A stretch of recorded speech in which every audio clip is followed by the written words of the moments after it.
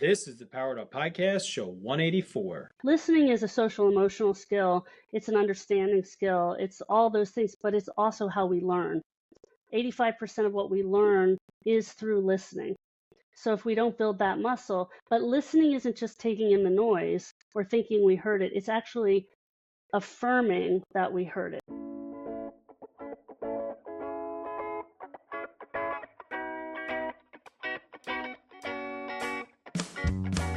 Welcome to a real-world education with insight and advice from teachers in the game, where current and former educators reveal what truly sets apart the great teachers and what it takes to make a positive impact on students. Whether you're in pre-service learning, new to the game, or a seasoned veteran, this is the show for you.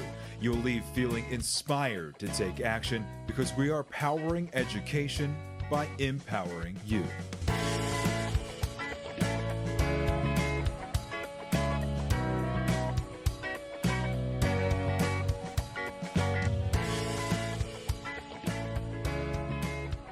Hey, what's going on, everyone? This is Ken Ehrmann, host of the Powered Up Podcast, and I am here with a great conversation that kind of breaks the trend of what we're typically doing, which I like to do once in a while, where we exit conversations with classroom teachers and we enter conversations with experts.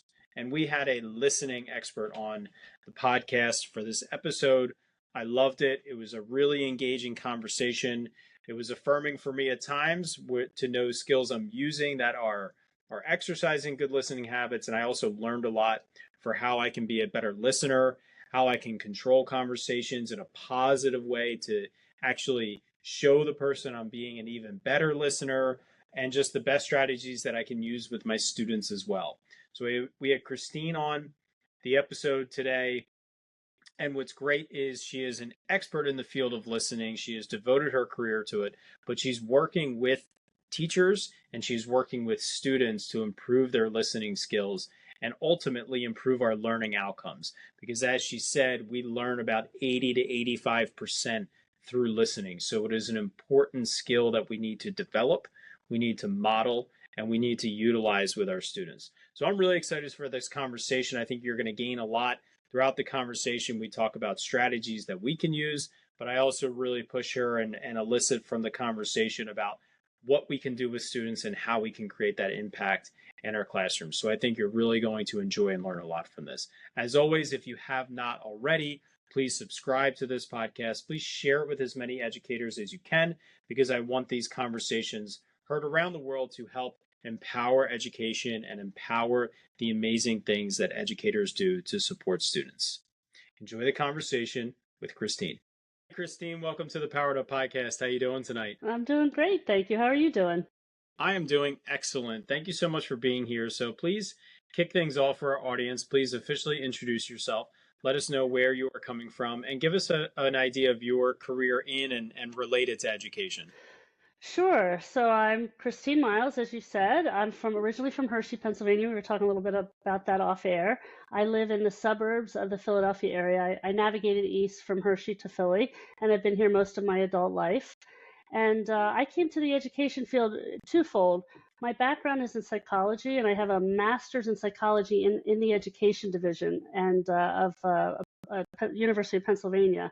So I've always worked with schools in some capacity, first as my early career when I was a family therapist, and then in my business career, we served schools.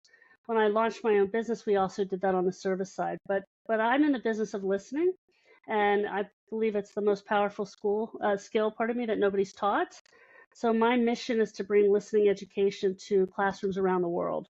And so that's how I serve educators now, is to really make listening something simple and easy for them to be able to bring into the classrooms for their students. Normally, I'm not nervous at all for a recording, but I'm a little nervous tonight because I really have to make sure that I am listening keenly and not caught off guard. I respect that you owned that. Thank you. So why is this your why? What made you realize that listening was so important, and why it's driven to so much that you've done? So most of I can assuredly, and I wish I were being modest, but I promise you I'm not, that every success I've had in my life, it has been because this is the foundation of who I am, that my ability to listen is exceptional, both because I learned Vinant when I was very little. That's when it started. I'll share that in a minute. And also because I've focused on this and I've created a system around it. I've even become it's been even more of a superpower. But whether athletically, academically, career-wise, it all came back to my ability to listen, to understand. And it showed up as early as high school. I was starting to get attention for that. I just was different with people in terms of how I had conversations. My mother suffered from mental illness, so even though she was exuberant and warm and lovely, and she had pain and sadness that was below the surface that most people didn't see, because she had lost her mother from childbirth. And so I saw the cost of people trying to make her feel better rather than listen to her. So often it was like, your life's wonderful now, not, oh, I can't imagine that pain, and really understanding that in more depth. And I call it death by a thousand cuts. I saw the power of what not listening and not knowing how to listen in that profound way, how that didn't serve her. And so I just learned to do the opposite, I guess. And so that's why I do this, is that I think listening is a gift that you give to others. And I also think it's the most powerful skill that you can have to charge everything. I would say, uh, if I were to have this conversation with you on episode 3 versus this is like 184, 185, I wouldn't realize how important this conversation was. Being on this podcast has 100% developed my listening skills just because I'm forced into it, right? Yeah. And anyone that's listening to this show for more than the first time, they know nothing is scripted. I don't have any scripted conversations other than the last 4 questions that we'll tackle at the end of the show. And so it really has forced me into being very attentive, because I'm going into the conversation with not really much of an idea of where the conversation is going to go, and really trying to actively listen to the guest and then to be able to add value to the conversation. So I'm really excited for this conversation because, like you said, it's helped me realize how important listening is and how difficult it is and how much effort it takes. Yeah. So, can I comment on that? Let me comment on that. So, wow. So you said so much, and I'm just your awareness of that, because not everybody. I do a lot of podcasts, talk to a lot of different people, and the best interviewers are journalists, not and they know how to get the story and uncover things that are not obvious by that first question. So the fact that you're even willing to go unscripted is saying something, and so I can see how that has built that muscle. And imagine if you had language around what you were doing. So I was a softball pitcher in college and in high school, and nobody taught me how to pitch. I taught myself. I thought I could have been somebody. I could throw the ball pretty well, but I had to guess and figure it out myself rather than really understand the language and techniques of how to do it. So that's the game changers. We don't have to white knuckle our way through it or just practice the muscle. If we have the technique and the process that we can do it the same way every time, that also really helps build the muscle and the skill so much faster. So it doesn't have to feel so exhausting and tiring, because it is if you're just really trying to be attentive and hone in on it. It's exhausting, isn't it? I bet you were tired some days. Yeah. What is one of the best ways to control the urge to interject when someone is talking and you are listening and you're hearing what they're saying, and also to fully digest everything they're saying before you respond to them, and to resist the urge to generate your response before their conversation is over? So the paradigm flip is this, that as the listener, you're in charge. And so the way that we think about listening generically, or by and large, is that the speaker's in charge. So I'm your guest, I'm the speaker, you're going to let me talk, let me finish all my thoughts or whatever. That only works if I'm a good storyteller. That only works if I know how to say things in a way that makes sense and follow a path that people can really understand. Most of us are not good storytellers. So as listener, we have to be the guide and help that person tell their story in a way that we can more easily understand and want to pay attention. So it's okay to slow the person down, speed them up, interrupt in a certain way, as long as you're doing it to facilitate what's needed for the speaker versus what's needed for yourself, if that makes any sense. Mm-hmm. Yeah. Yeah. So as a classroom teacher, if I'm doing any activity that requires students to verbally participate, whether it be a class discussion, a class debate, a student explaining how they solved or approached a math problem, how can I use that skill to control the conversation as the listener, not just for my understanding of what the student has understood or is trying to display, but also for the other listeners in the classroom that are hopefully benefiting from what the student is sharing?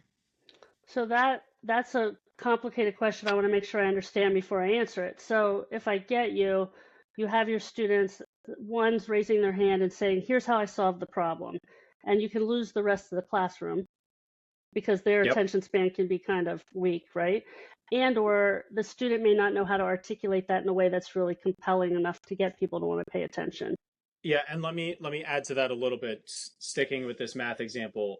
Hopefully, and this is a good strategy for teachers to use, is we are calling on students with intention. So I'm not just calling on a student to get someone to share. So let's kind of set the stage a little bit more. We are solving a word problem in math that requires the students to, one, interpret what the problem is and how to solve it, and then maybe 3 steps to get to that solution. So there's a lot for students to explain.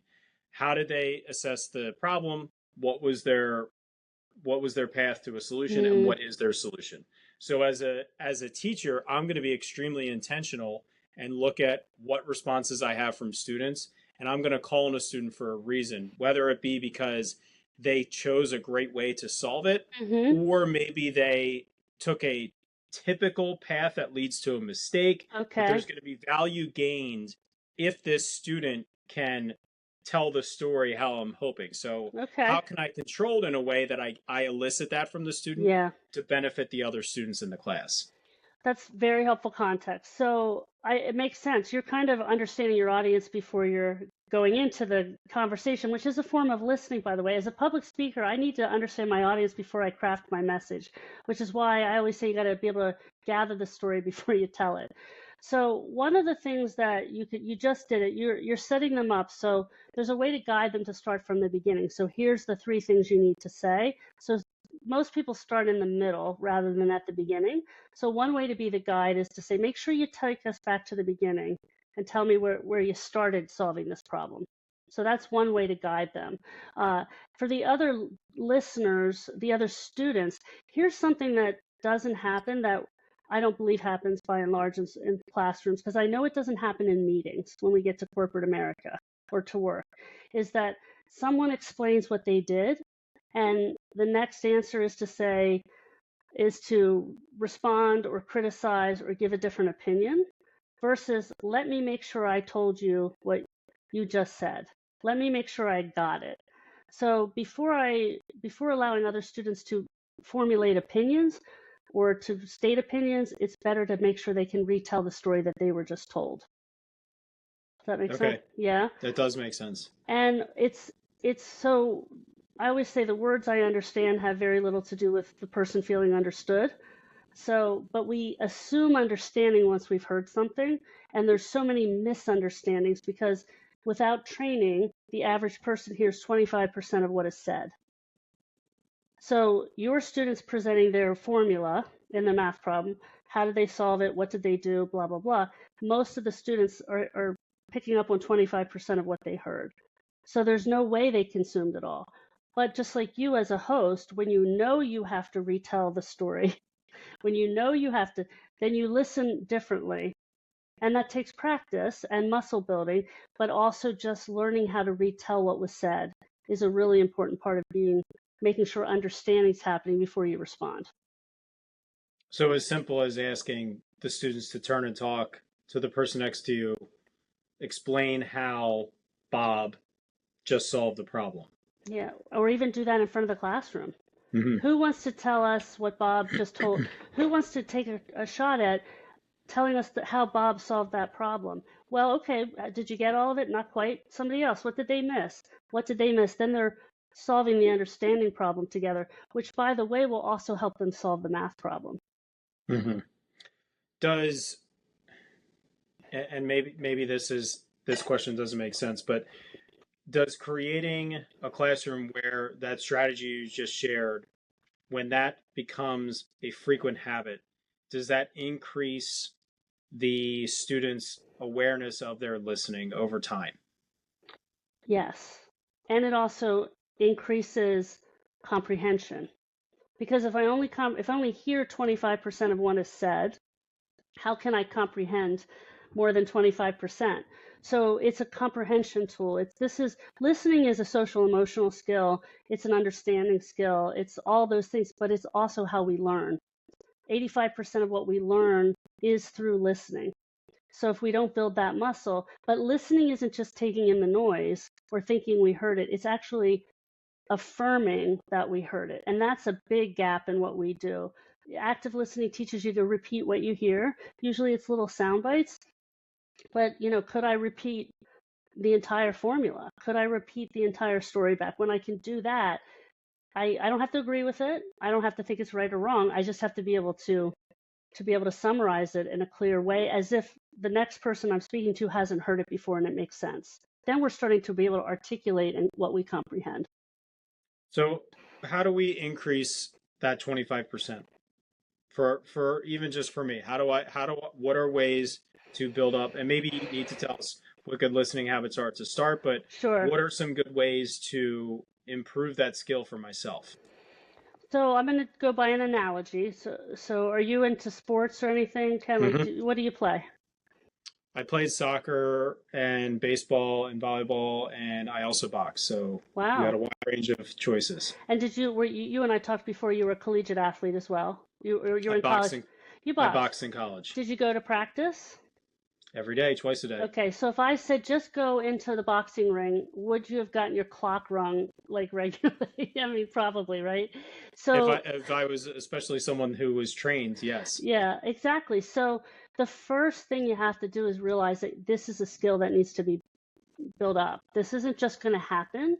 And so that's the missing gap. So whatever that training is, whether it's listening to podcasts about it, reading books about it, what I do, we have a classroom program for kids. Whatever that is to build the training, you got to train, because you can't just show up on the field and expect to perform. And most people think that when they're in a crisis, they'll rise to the level needed to survive. Like that's the whole adrenaline will kick in and blah, blah, blah. When in reality, we fall to the level of training. This is a common thing that the Navy SEALs talk about. It's like they prepare so hard so that they're ready for the crisis, not they're going to rise to the crisis. And we're rising to the crisis and we're failing pretty miserably. Technology isn't helping matters. So the first thing is get trained. Know that this is something that you got to go to school for. You got to build that muscle. There are skills to listening. Active listening, which has the same intent as what I do, which is listening to understand, is really about finding the meaning. The difference is most people think about the behaviors, like make eye contact, ask good questions, make sure you're present. All those things are just behaviors. They don't get you to the real evolution of what listening needs to be. So this is where I think you need a process that's systemic and systematic that can be repeated the same way every time. Can you give me an example of just one skill that could be something that teachers practice to Sure. improve their skill, improve their listening? Sure. So I'll talk a little bit about what I call the listening path, and so that's the tools and the language. So I already told you one, and I'll describe what that is. But the story of the listening path is you wouldn't go hiking in the woods without tools or supplies. Like you'd go with a tent and toilet paper, water, whatever. We go into the conversational woods all the time unprepared. So we're kind of lost in the woods, lost in the conversation. So the first thing is the first tool you need is a map. You need to know what it means to be listening. Where are you in the woods? So if I don't have a map, I don't know how to get to the summit. I'll just be lost and wandering off. So the first thing to know is that when you're listening, you're always listening to a story. You even said this in your setup to me. If we're trying to get the kids to tell their story of how they got there. So if your child comes home from school and says, you say, how was school? And they say, good, you just got dropped into the middle of a story. If you say, to another teacher, how did your class go today? And they say, yeah, we had a really great day. You just got dropped into the middle of the story. So the first thing you need to do is know where you are in the woods, where you're on the map, so that you can guide the speaker to tell that story. And so story is your ultimate listening tool. That makes sense. So what you're saying is, when I ask my son how school was today, he's in first grade, and Okay. he tells me good, I shouldn't be upset that he's not giving me more. I should be provoking conversation through better questions. One thing. So let me think of it. So when you go to a movie 20 minutes late, you start late in the movie, what happens? How do you feel as a watcher of that movie? Confused. What's going on? There's no emotion. So that's part of the problem. We're disoriented. Most conversations are dropped in the middle of the movie. So when you ask your child how was school, they're giving you the good, which is just the middle of the movie. Your job is to get them to be able to tell the story of their day in a way that you can uncover what really happened. Because good is just maybe dad will give up, right? Or Yeah. maybe I don't even know how to tell that story. So when you think about a story, and I know you teach this in schools, is that stories have either 3 parts or 4 parts, beginning, middle, and end. We use what it's called the hero's journey, a beginning, a struggle, a tipping point, and a new beginning. And the struggle and tipping point are kind of the middle. So the first thing you have to do is find out how his day started. So, all right, good. Well, why don't you take me back to the beginning, right? Where did your day start? Because I got to get the beginning of the story.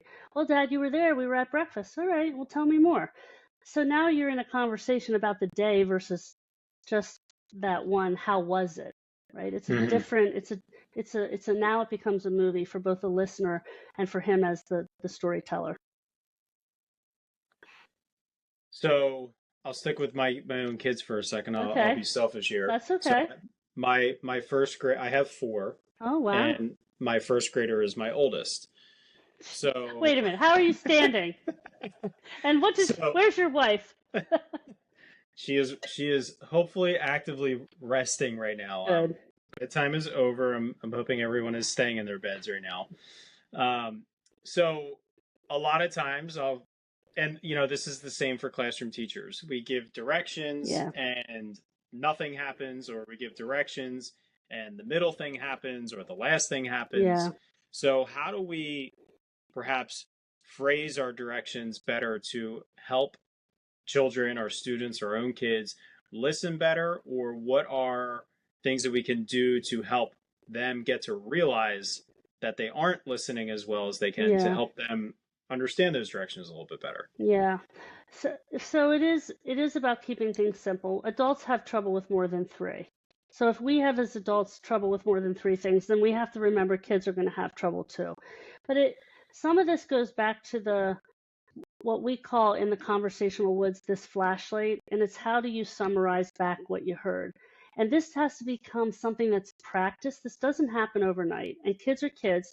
They're not going to be perfect. But if you make this more of a norm in your daily life and you do it for them, it becomes part of how you communicate. So it's like, mommy just gave you directions. Tell mommy what you heard. Okay, that's one thing. That's one way to do it. Or mommy could say, hey, you just told me about your day. Let me tell you what I heard. Because when you model that, they're more willing to give it back to you.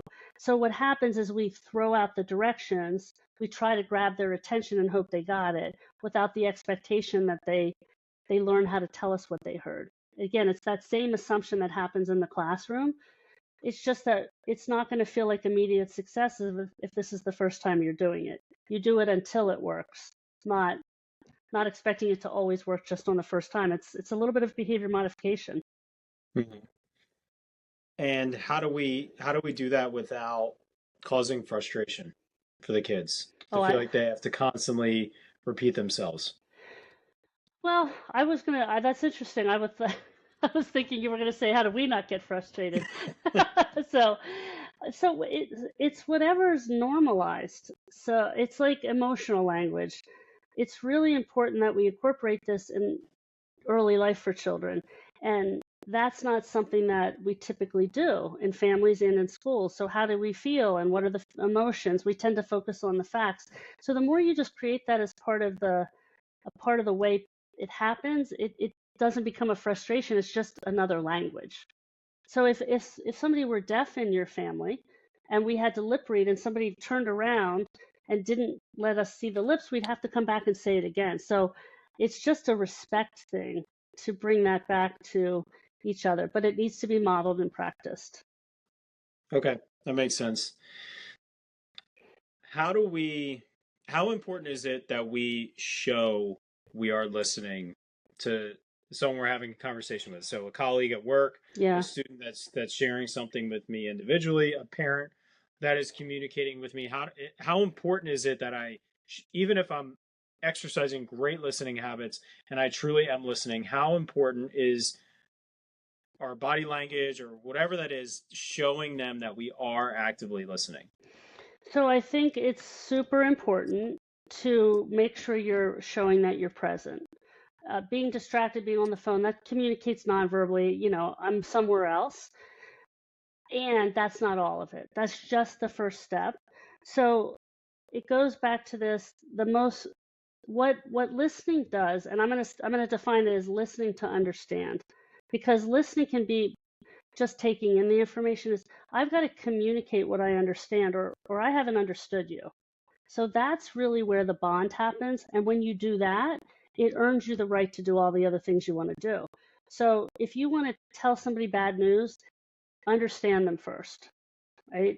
If you want to tell a parent you disagree with them, which I know you have to do sometimes, we tend to rush to the disagreement rather than let me make sure I understand you and that you feel understood before I go to that next step. And that's where we're missing opportunity. So listening isn't just about showing you I'm paying attention. It's about showing you what I've heard in terms of how I've paid attention. So here's what I heard from you, Ken. You're a highly active guy, right? Boxing, baseball, soccer. You were, a phenomenal teacher when you were teaching fifth grade. You have 4 kids, a wife that you obviously have a lot of respect for because you're hoping she's resting now, not just doing something, for the family. And you got a lot of balls in the air.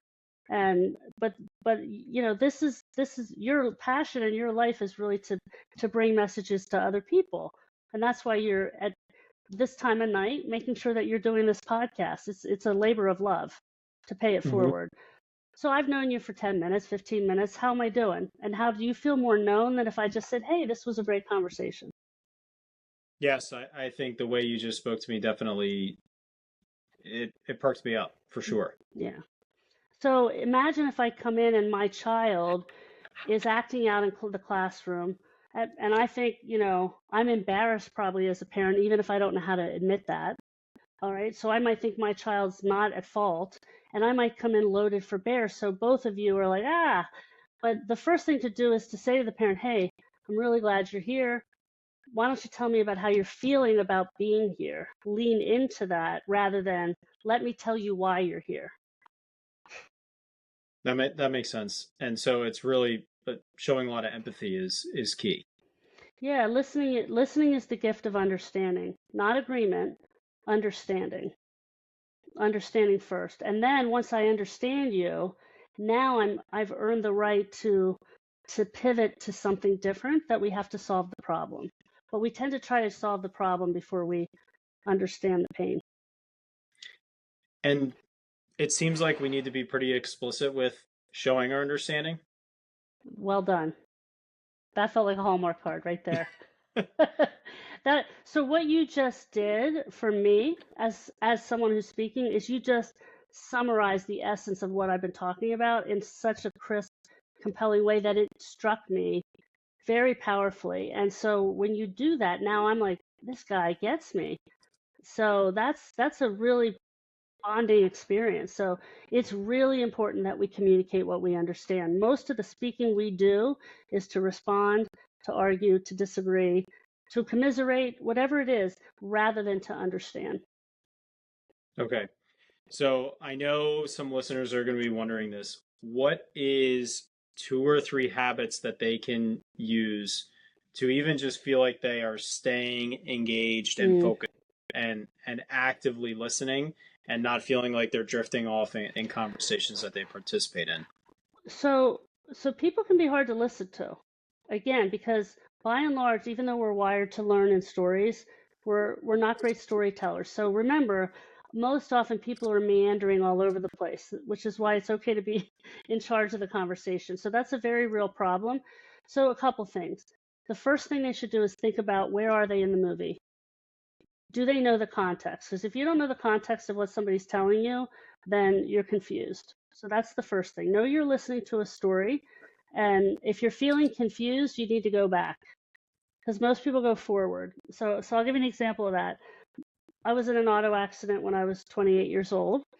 I was at the height of my athletic career. I was on my way to work into a new career. And after this accident, I had 3.5 years of chronic pain. 31, my pain went from chronic to acute. So I had tried out for the U.S. field hockey team, and 6 months later, I couldn't pull up my shorts. When I talk about that, most people say to me, "You're okay now, though, right? Life's good for you. Everything's better." And I go, "You missed about 20 some years, but yeah, everything's better now, or much better." Rather than, "Take me back. What did you miss? What was that like? What did you go through?" They just want to know the ending of my story, rather than, where did it begin? What did you go through? That's part of what helps you stay engaged in the conversation. We like a good movie.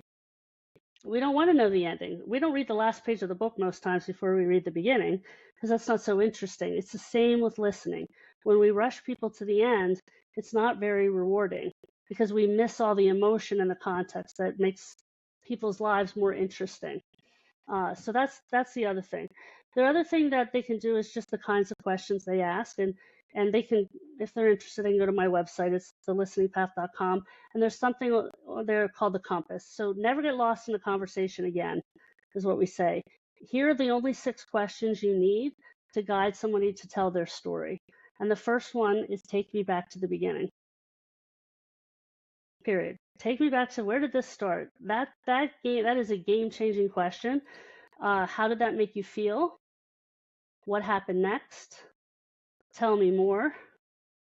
Because you're doing it now. I don't know if your listeners will be able to see that you're nodding, but you're doing the and then it sounds like you felt.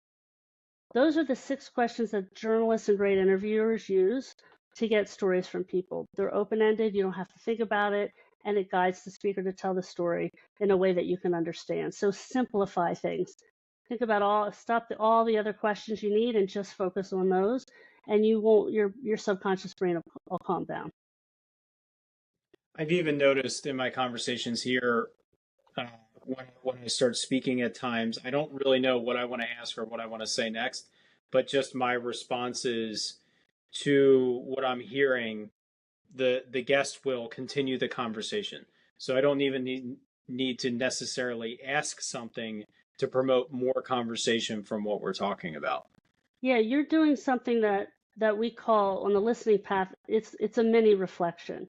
So rather than summarizing the whole story back, you're just taking a little sound bite and saying, well, it sounds like it's really important you summarize what you say, or, that version of that. Right. And then you shut up, and now I'm going to talk more, because you're helping me slow down, and you're helping me stay step in step with you. So people will come to a lot of their own answers when you do this. I'm really glad you responded to that, because I was hoping that I would not stop my conversation without a question and then get nothing back from you. I was paying attention, but that's funny. Yeah, that's funny. So you've self-taught pretty well. What'll happen is, when you have language and tools that do the work for you, it'll just feel even easier for you. Right. If the flashlight, the understanding of the summarizing back, like the full story, I always say, when we're talking, I'm completely in the dark about what you heard. If you don't shine a light on it, I don't know what was said. So metaphorically, shine the light on what you hear and watch what happens, because that's the gift. I have been accused of being the smartest person in the room more times than I can count, and it's only because I've done a really good job of summarizing what somebody else already told me. And they're like, that's a great idea. I thought, that wasn't my idea. I just told you your idea. And imagine, but that's, sometimes people don't even know what they said that made them look smarter, why that was such a great idea. It's just talking something through. You shine a light on it, it becomes more powerful. That makes sense. So as we're asking these questions, or you've mentioned a couple times, typically we land in the middle of the story when we're engaging with someone.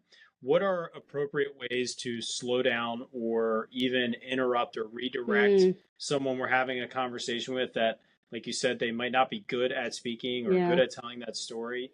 How do we do it appropriately without offending them or upsetting them, that they feel like we're not listening, but we're actually trying to listen better by interrupting them or redirecting them? So use these words. Hold on, I'm confused. I just want to understand. Can you tell me more? Hold on, I'd like to make sure I get this. I understand you. Could you take me back to the beginning? Who's upset when somebody leans in and wants to understand more? You take the most irate person and they're like screaming and yelling. You go, hold on. You're clearly upset. I want to make sure I get you. That doesn't escalate the situation. That de-escalates the situation. The more you let someone, you lean into that. So interrupting to understand is fine. Interrupting to talk about your own story, to tell your own opinion, to do other things is not going to fly as well. That makes sense. Mm-hmm. So what are some of the big things that as classroom teachers I can utilize through this conversation to improve my ability as a teacher, interacting with my students, and also strategies or things I can keep in mind to help my students become better listeners, not only amongst each other, but from me to comprehend more of what they're hearing in the class? Yeah. So decide what your behaviors are. So most of what's taught in schools, and it's not because there's not more mindset to it, it's because we don't have a common language, is make eye contact, pay attention, keep your feet on the ground. I've heard that too. These are all just very rudimentary things to try to help somebody listen, but the brain is the greatest enemy of listening. That's what interferes. Our subconscious brain is telling us to do everything but listen, whether we're 5 or whether we're 45. So we need habits that reinforce the actual skill of listening. So model it, define it, model it, and use it is what I would say. This is how I developed the Listening Path program for classrooms, so that all this language is here. But even if you don't have that, you can simply say, you know what, from now on, before we give our response or answer, I'm going to have to repeat the answer I just heard. Because now we're at least comprehending before we say something different. So instead of responding, you have to flashlight before you respond, before you give your next answer. And as a teacher, you can do the same thing with your kids. They will do what's modeled. When I have students respond to questions in front of the whole class, would it be more effective for me to repeat the answer or have other students repeat the answer that they heard, or not, or neither? But I would say both. So one time I was at Lockheed Martin. You probably know it's in King of Prussia. Mm-hmm. I think I was in King of Prussia that time. And I went to do a conflict management talk for 50 people in a room. This was 15, 20 years ago now. But I had 300 people online. And I said, is the room mic'd? They said, no. I said, do you have a microphone for the audience? No. I said, okay. So I spent 90 minutes with 50 people in the room and 300 online. Every time somebody said something in the room, I repeated it. Why? So the people online could hear it. Otherwise, they would have been totally lost. So I got great feedback. People online felt heard. They felt appreciated because they were part of the conversation. I just made sure I said, so what you asked me was blah, blah, blah, blah, blah, blah, blah. Okay, then I would answer it. It's a powerful way to bring people in. So practice it with your students and practice it with yourself. That makes sense. Are we, if I am repeating as a teacher, if I am repeating a response from my student, am I encouraging my other students to listen, or am I discouraging them to listen because they know Mr. Ehrmann is going to repeat whatever anybody else says? I think if you're the only one doing it, you're discouraging it. I still think it helps. Imagine if we did that in your staff meetings. Just think about staff meetings and how one person talks and then the next person talks and then the next person talks. So if somebody's doing it, it still changes the game, but it's more powerful if it's part of what the rules of the classroom are. So you do it and they do it. Yeah. That makes sense. And how important, how much of an impact does it have for, let's just say I have 30 kids in my class and it becomes a relatively frequent habit for after when a student responds or asks a question or adds to the conversation, one other student reciprocates that in front of the Yeah. whole class. Yeah. Is that enough, or is it still going to allow some students to fall between the cracks and just wait for someone else to repeat it? Like, should I be using other strategies of having them turn and talk to a partner and repeat what was heard before we do it as Yeah. a whole class? Like, what are some of those nuances to make sure that you're not allowing students to kind of navigate the game and fall through the cracks? Yeah, I can only imagine what it's like as a teacher to make sure that you're hurting all those cats. And so I think it goes back to absolutely breaking out and doing that is also very effective. There's another tool that can be utilized in the classroom as well. We call it the water filter because we tend to pollute the story with our own thoughts and feelings, right? It's just human nature. We only heard 25% or we thought of our own story or whatever happened. So part of what we need to do is make sure that we affirm with the person. So repeat and then ask, do I get you? That changes the conversation too. So that's another thing you can do. So wait, let me make sure I get you before I respond. Do I get you? Yes, no, or maybe. So that's another thing that bridges the gap a little bit more. And then I think you just have to call on people. I think you just have to say, be ready, because at any point that could be you. And if you That and makes and if you're not okay with doing it, just it's all right. Sometimes you gotta give permission to fail. It's not about getting it right. It's about making the effort to try to get it right. that makes sense. And how important, or how important is it to also acknowledge when you weren't listening? To I tell think someone, I'm sorry, I wasn't listening. Can you say it again? I think it's human. I think it's vulnerable, and I think it's profound to do that. It's okay because people know it. Mm-hmm. People know it. But then the add-ons. Let me try again. Right. Let me try again. So I'm listening now. So let me see if I get you now. Could you tell me again? Yeah, that's. I mean, if we did that in our relationships, I mean, wouldn't that be amazing? Right? Mm-hmm. It's amazing when that happens. It's like, I'm sorry, I should have been listening. I wasn't. Will you please tell me again? And I'm going to tell you what I heard. That makes sense.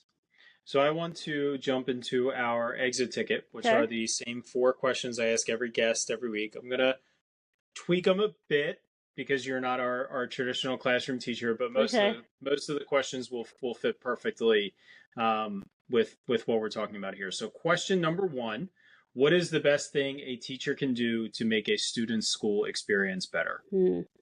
Well, I have been in front of many classrooms. They're just of adults, so I don't know which is Mm-hmm. harder, but I think it's harder to teach children. So will you ask me that again? What's the what? So I heard you. What's the best thing a teacher can do to make a student's school experience better? Celebrate success and honor mistakes. I think I, both are important. I love that. So, what is the best advice you've ever received, whether it be from a colleague, a supervisor, Mm, or even a client or anyone that you've worked with? wow, the best heard so much good advice. My goodness. Wow, that's a big one. You know, I think that it's nothing revolutionary now, but maybe in earlier in life is be who you are. Just be authentic. It is okay to be flawed, vulnerable, not perfect. Just let it all be because people really respect and respond to that. So it's just, I think as getting older, you learn like that's okay. It's just it's so freeing. Yeah. Yeah, and I think it's so important for teachers to do the same. There's so many different ways to have effective classroom management or build effective rapport with students, as long as you start with being yourself, Yeah. right? I've seen the loud, abrasive teachers that can, get a room under control in 3 seconds, and I've also seen the very quiet, subtle Mm-hmm. teachers do command the same respect, Yeah. as long as they try to be who they are and Yeah. not try to be the other person. So I really like that. So I'll give the context of the question, and then I'll add a little bit to this. So Okay. the school year goes in waves. There are days and weeks that we struggle to survive. What is something that every educator needs to hear to power up in that moment of struggle? So what are some strategies you have when you feel bogged down, Yeah. overwhelmed, overworked? What are your strategies to kind of let go of that and recenter? I worked with I have to admit, I'm not much of a worrier. My mother was highly anxious, remember I shared it. And so I was like, I think I had the opposite response to that. And it's not that I never get stressed out, but I worked with a woman early in my career when I was a home-based family therapist. And she used to say, oh, what is it going to matter in 100 years? Like, what's it? And I was like, well, it took me a little bit. I was 22 when she used to say that. But I think we put so much importance on what's happening in the moment that we forget that the bigger picture is that. So it's just kind of a silly way to kind of reframe it, but it is what we say to ourselves about those moments. So I think that's the key, and that's been the key to my success is that this is important, but it's not so life critical, right? So that it's just maintaining that perspective. Easier said than done some days, but that self-talk really goes a long way. I really like that. That's great. So this last one it's a question about being an innovative teacher. So Mm, I'm going to really modify this one and just ask, what is one or two strategies that we can use in our classroom to either utilize ourselves or model great listening yeah. habits for our students? Yeah, so as an educator, and of in different ways, for me, humor is a big part of how people learn. I think if they're, you can't always make it be funny, but there's a lot of fun things that happen, and when you listen, and the dialogue becomes more of a dialogue, even as you're learning in this way and you're repeating. So many funny things happen and come out of those conversations. So one of my strengths as an educator with adults and when I've been with kids is to bring that conversation out so that the humor is filling the room from each other, not just from one person. And that when people are having fun, they're more likely to learn. So fun is the way to, but fun is in the heart of what's being said, and you got to uncover that. So that's how listening brings that out. That's great. So our last question, easy one, is how can our audience connect with you, learn from you? Please share about your website, Okay. books, and the resources that you have for our audience to look into more. As someone who is dyslexic, when you say the easy one, I figured, I could probably have that probably isn't an easy answer. This one I have. So they can find me at The Listening Path. So I have a book called What Is It Costing You Not to Listen? They can get that on major outlets or on Amazon. And, as I said, my mission is to bring listening education in a simple and easy and fun way for educators to classrooms. So we have an elementary program available now for 1 through 6, and in the fall we'll also have high school program available. So we want to change the world one conversation at a time. So that program, they can demo it online, they can check it out, they can reach out if they have questions. But we're really we just launched this year, and we're getting really great results and feedback. So I hope that we can make educators' lives easier, and we bring the parents into the conversation as well. We're teaching them along the way too. So all in the effort to try to help make the teachers' lives easier as well as the students become better listeners. So, yeah.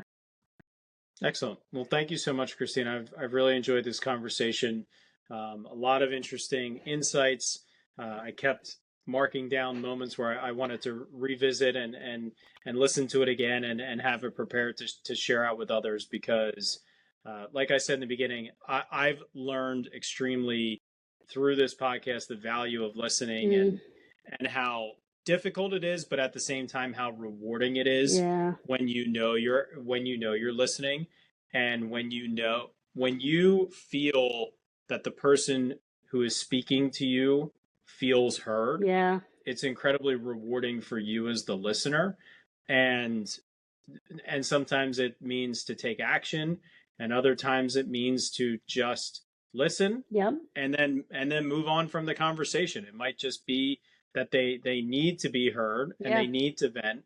And so by listening better and being more active in my listening, I've started to perceive that more and Mm-hmm. understand kind of what the person is looking for. So it's been really beneficial for me. So I appreciate this, and I look forward to digging into your resources a little bit more. Wherever you're watching or listening to this, everything will be linked up in the show notes, so you can scroll down and find that there. So Christine, I want to thank you again for our conversation tonight and what you're doing for educators and parents and everyone around the world. And I wish you the best of luck, and I Thank hope you. we can connect again soon. I look forward to that. Thank you. Well, as we power down this episode, Christine, you absolutely left us feeling powered up. Have a great one, everyone.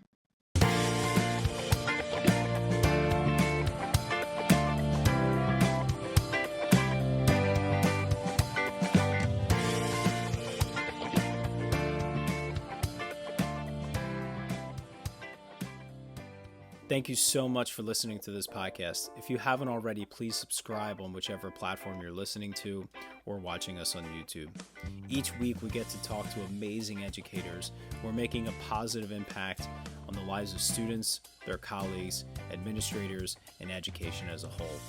It's been such a privilege every week to be able to talk to these incredible individuals, learn from them, grow with them, and better myself and all of education through these conversations.